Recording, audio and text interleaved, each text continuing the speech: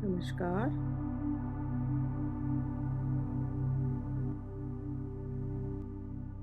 Emotional disease के बारे में बात हो रही है। भावनात्मक असुविधाएं। पिछली बार स्ट्रेस और टेंशन के बारे में बात की थी। आगे बढ़ते हैं। लो कॉन्फिडेंस, नेगेटिव थिंकिंग और कंफ्यूजन, ये तीनों ही एक तरह की इमोशनल असुविधाएं हैं। लो कॉन्फिडेंस यानी खुद के ऊपर कम विश्वास, आत्मविश्वास की कमी।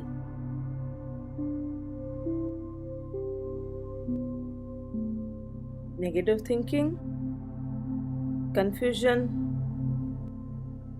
नेगेटिव थिंकिंग यानी नकारात्मक विचार, कंफ्यूजन यानी उलझन, ड्युअलिटी, समझ में ही नहीं आए क्या करें और क्या ना करें।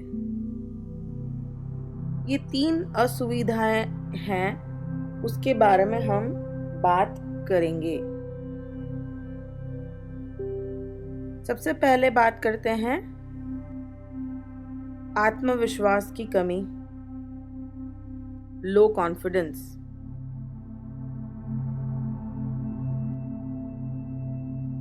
इंसान को लो कॉन्फिडेंस क्यों हो जाता है? खुद के ऊपर विश्वास क्यों नहीं रहता है?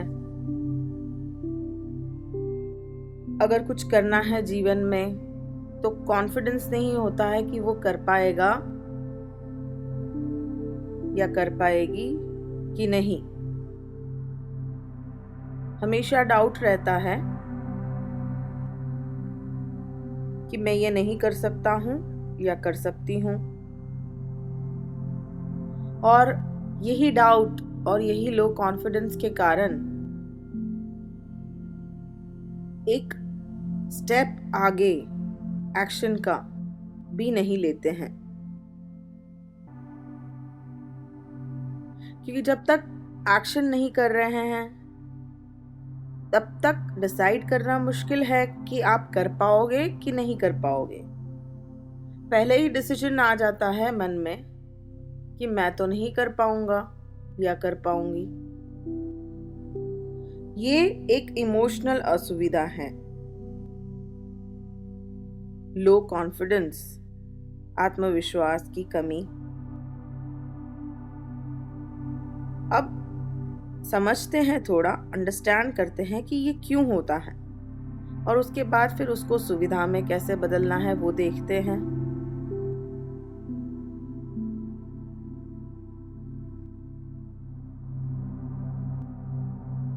लो कॉन्फिडेंस इंसान को इसलिए हो जाता है क्योंकि उसने अपने आप को जाना ही नहीं है, समझा ही नहीं है, ज्ञान से जीवन जिया ही नहीं है, माइंड से जीवन जी रहे हैं। क्योंकि माइंड से जीवन जब इंसान जीता है तो कॉन्फिडेंस, लो कॉन्फिडेंस की बातें होती हैं। ज्ञान से जब जीवन जीता है तब तो कुछ और ही बात होती है।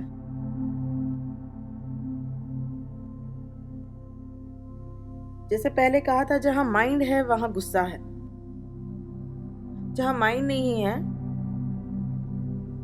ज्ञान है, वहां गुस्सा ही नहीं है। जहां माइंड है यहाँ गुस्सा होना स्वाभाविक है, ऐसे कहा गया था। जहां माइंड नहीं है वहां गुस्सा ना होना स्वाभाविक है।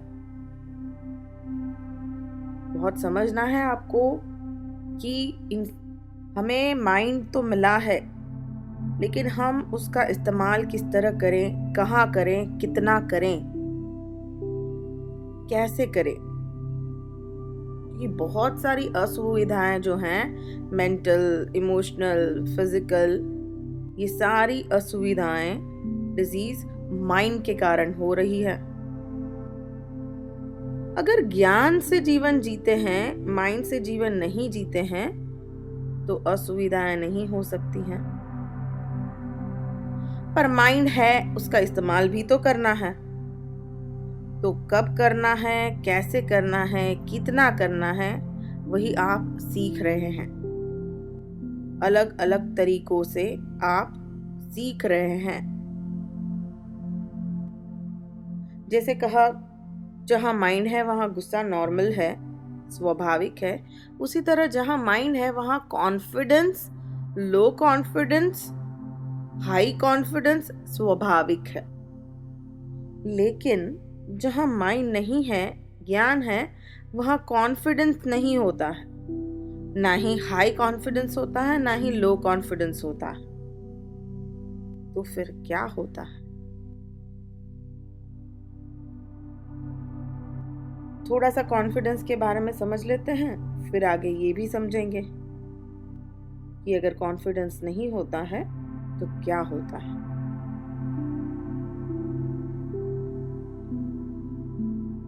लो कॉन्फिडेंस इंसान को तब हो जाता है जब उसे बहुत सारे नकारात्मक विचार आते हैं, नेगेटिव थिंकिंग।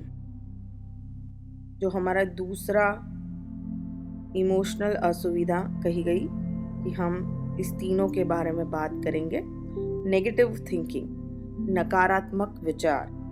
जब इंसान खुद के बारे में, दूसरों के बारे में, सिचुएशंस के बारे में बहुत सारे नकारात्मक विचार करता है तो उसे लो कॉन्फिडेंस हो जाता है।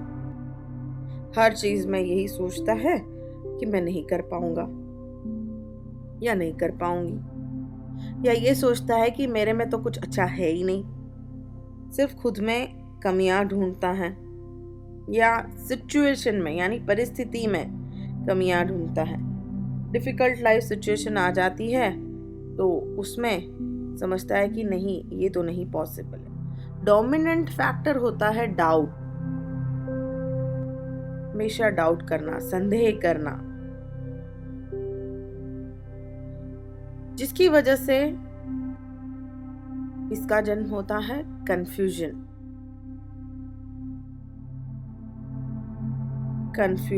उलझन, यानी पता ही नहीं चलता है कि क्या करना है, क्या नहीं करना है।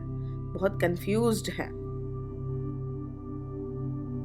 डिसाइड ही नहीं कर पा रहे हैं कुछ, ना ही अपनों के बारे में, ना ही दूसरों के बारे में, ना ही कोई एक्शन लेने के बारे में, ना ही जो परिस्थिति में है उसके बारे में। ये तीनों एक दूसरे के साथ बहुत जुड़े हुए हैं। लो कॉन्फिडेंस क्यों हो जाता है? आत्मविश्वास की कमी, क्योंकि इंसान नेगेटिव है, नेगेटिव विचार आ रहे हैं, नकारात्मक विचार आ रहे हैं। नकारात्मक विचार क्यों आ रहे हैं? प्राण ऊर्जा की कमी, जीवनदायी ऊर्जा की कमी हो गई है। इसके लिए जीवनदायी ऊर्जा है ही नहीं शरीर में, तो इंसान कैसा हो जाएगा? इंसान मुर्दे के बराबर हो जाएगा। मुर्दा क्या है? डेड है। तो इंसान क्या सोचेगा? नेगेटिव ही सोचेगा। तो सबसे पहले लो कॉन्फिडेंस और नेगेटिविटी दोनों एक दूसरे से इस तरह जुड़े हुए हैं, और इसके सुधार के लिए हमें सबसे पहले सुनना है जीवन दान सूत्र नंबर 10, पार्ट नंबर 16। अपनी प्राण ऊर्जा, जीवनदायी ऊर्जा को बढ़ाएं। जैसे ही आपकी प्राण ऊर्जा बढ़ती है, आप में कुछ नकारात्मक सोच कम हो जाएगी और ऑटोमेटिकली धीरे धीरे आत्मविश्वास आना शुरू होगा। क्योंकि नकारात्मक सोच है, इसी के कारण लो कॉन्फिडेंस और कंफ्यूजन दोनों ही हो जाते हैं। इसीलिए सबसे पहले तो अपनी जीवनदायी ऊर्जा आपको बढ़ानी है। बड़े ही विस्तार रूप से दिया हुआ है पार्ट नंबर 16 में कि अपनी जीवनदायी ऊर्जा को कैसे बढ़ाया जा सकता है। बहुत सुंदर तरीके से दिया हुआ है। पहले ही कहा आपको कि लो कॉन्फिडेंस क्यों हो जाता है, जब इंसान माइंड से जीवन जीता है, इसीलिए लो कॉन्फिडेंस हो जाता है। नेगेटिव थिंकिंग क्यों है? क्योंकि माइंड से जीवन जी रहा है। नेगेटिव थिंकिंग, नकारात्मक विचार। नकारात्मक विचार कहाँ है? वो तो माइंड ही है। तो आप माइंड से ही तो जीवन जी रहे हैं। ज्ञान से जीवन अगर जीते हैं तो विचार नहीं होता है, सिर्फ ज्ञान होता है। ज्ञान के स्वरूप विचार होते हैं, और वो विचार भी नहीं होते हैं, वो भाव होता है। ज्ञान विचार नहीं है, ज्ञान एक भाव है। आपके हृदय में एक भाव जो विचारों को जन्म नहीं दे सकता है। फील जिसे कहते हैं, इमोशन की बात नहीं कर रहे हैं, हम फील की बात कर रहे हैं। इमोशन और फील दोनों अलग हैं। गहराई में धीरे धीरे समझेंगे। अभी सिर्फ आपको अपना थोड़ा सा ज्ञान बढ़ाना है और जीवनदायी ऊर्जा बढ़ानी है। ये दो कार्य करने हैं। ज्ञान किस तरह बढ़ाया जाए? जीवनदान सूत्रास ज्ञान के स्वरूप में हमारे सामने है। तो जीवनदान सूत्रास क्या कह रहे हैं? सूत्रा नंबर 1 से 11, एब्सोल्यूट हीलिंग का पार्ट नंबर 7 से 17 आपको जीवनदायी सूत्रा ज्ञान के रास्ते हाथ पकड़ के लेके जाएंगे। बड़े ही ध्यान से इसको सुनना है। रोज एक सूत्रा का प्रयोग करना है, सुबह शाम सुनना है। एक दिन में वही सूत्रा 2 बार चलेगा, क्योंकि रिपीटेशन बहुत ज़रूरी है। बार बार जब रिपीट किया गया, तब बार बार जब दोहराया गया, तब वो अंदर ग्रहण होता है। इसके लिए उसे दिन में 2 बार सुने।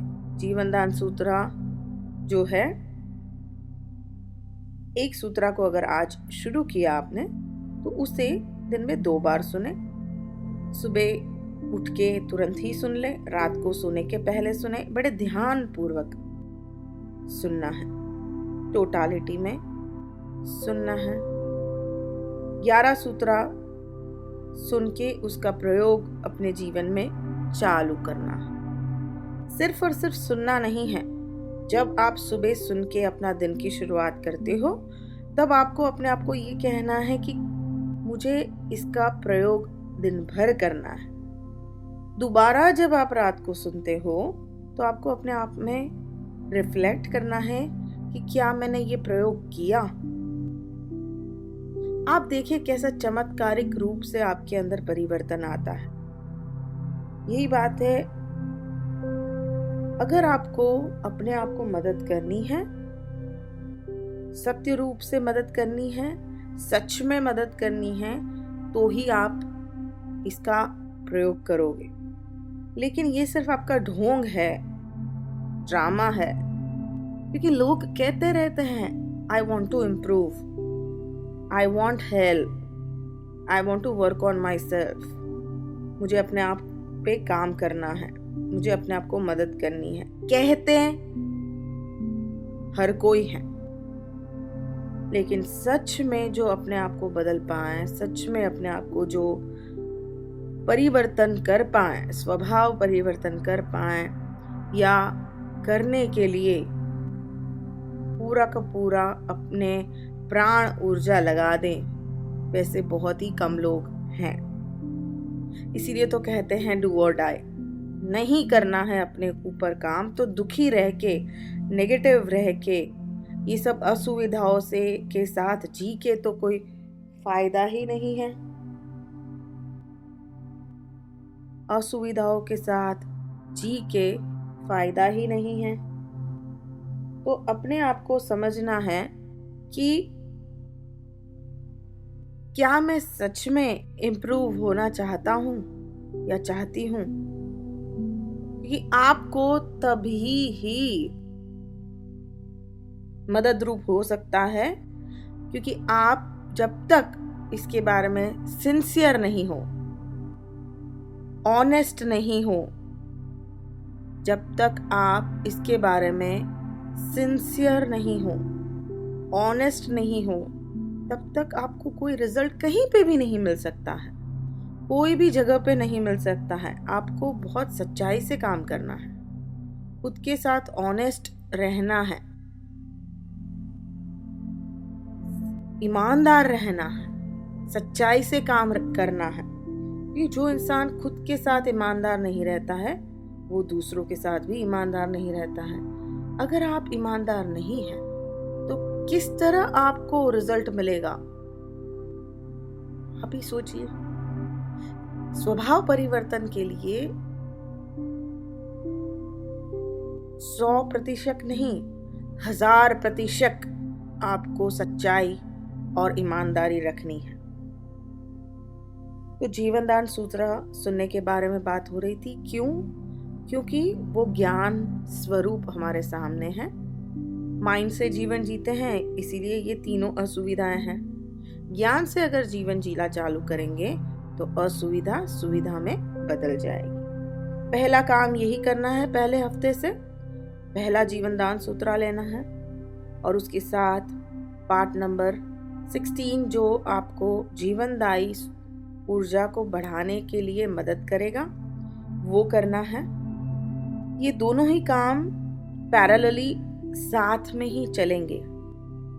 पहले हफ्ते से शुरू होगा, दूसरा हफ्ता, तीसरा हफ्ता, चौथा हफ्ता। साथ में आपको देखना है कि दूसरे हफ्ते में आपको योग निद्रा चालू करनी है, यानी आपकी नींद को अच्छा करना है। तो एब्सोल्यूट हीलिंग का पार्ट नंबर 24 और 25 आपको मदद करेगा अपनी निद्रा को ठीक करने के लिए। नींद जब हम ठीक करते हैं तो क्या होता है? हमारी जीवनदायी ऊर्जा बढ़ जाती है। हमें जब जीवनदायी ऊर्जा बढ़ जाती है तो हम जीवंत हो जाते हैं। तो बिना कुछ ज़्यादा मेहनत किए हुए हमारे नकारात्मक विचार कम होके चले जाते हैं। इसीलिए योग निद्रा का प्रयोग करके आपको अपने आप को मदद करनी। पहली बात बताई, जीवनदान सूत्र सुनना है पहले हफ्ते में। पहले हफ्ते से ही आपको अपनी जीवनदायी ऊर्जा को बढ़ाने के लिए शुरू कर देना है। जीवनदायी ऊर्जा बढ़ाने के लिए क्या करना है वो आपको पार्ट नंबर 16 में मिलेगा। चौथे हफ्ते में आपको योग निद्रा शुरू करनी है।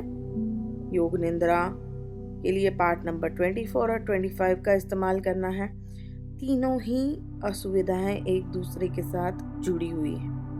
लो कॉन्फिडेंस, नेगेटिव थिंकिंग और कंफ्यूजन, तीनों को बड़ी ही आसानी से आप सुविधा में बदल सकते हैं। जब लो कॉन्फिडेंस और कॉन्फिडेंस की बात हुई तो कहा कि जब माइंड से जीवन जीते हैं तो कॉन्फिडेंस होता है, लो कॉन्फिडेंस होता है, हाई कॉन्फिडेंस होता है। ये स्वाभाविक है जब आप माइंड से जीवन जीते हैं। पर जब आप ज्ञान से जीवन जीते हैं तो कॉन्फिडेंस नहीं होता। तो क्या होता है? कॉन्फिडेंस के बदले वहाँ होता है नोइंग, यानी आप जानते हो, आपको विश्वास नहीं है पर आप जानते हो, नोइंग है। इसको समझते हैं उदाहरण से।